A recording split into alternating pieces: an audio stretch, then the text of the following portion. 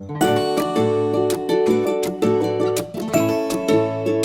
at a map of India, and you'll find a single state holding nearly 240 million people. If Uttar Pradesh were its own country, it would be the fifth most populous nation on Earth. You don't get that kind of extreme human density by accident. We have to look at the specific physical conditions that allowed so much of human history to concentrate in this one region.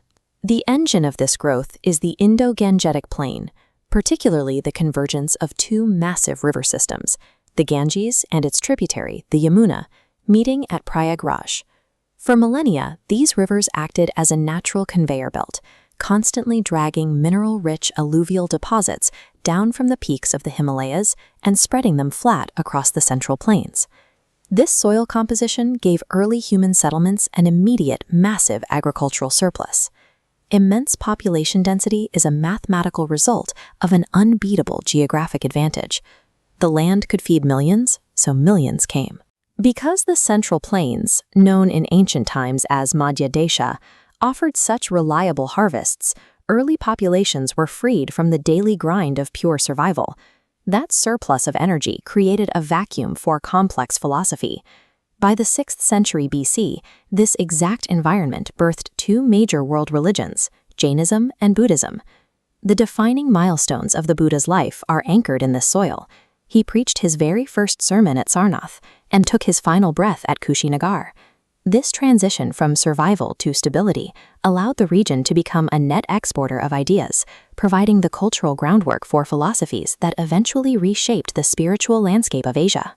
Over the following centuries, that exact same agricultural stability made the region the ultimate target for military conquest. Looking at the historical timeline, the pattern is obvious. The Maurya, the Gupta, and the Delhi sultanates all anchored their core power bases right here to monopolize the wealth of the Ganges. In the early 16th century, the Mughal Empire took control of the region, kicking off a highly localized golden age of commerce and art.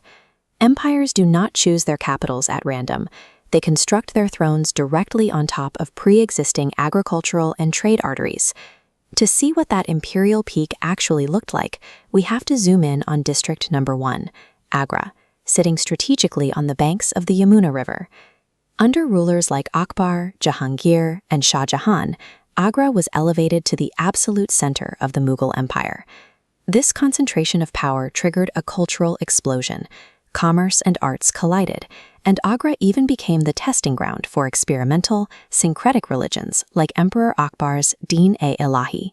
That wealth left behind a physical legacy that is completely unique in India, an unprecedented concentration of 3 distinct UNESCO World Heritage Sites inside a single district. The apex of this architectural peak is the Taj Mahal. Built between 1632 and 1648, it remains India's most visited ticketed monument, pulling in nearly 7 million tourists a year.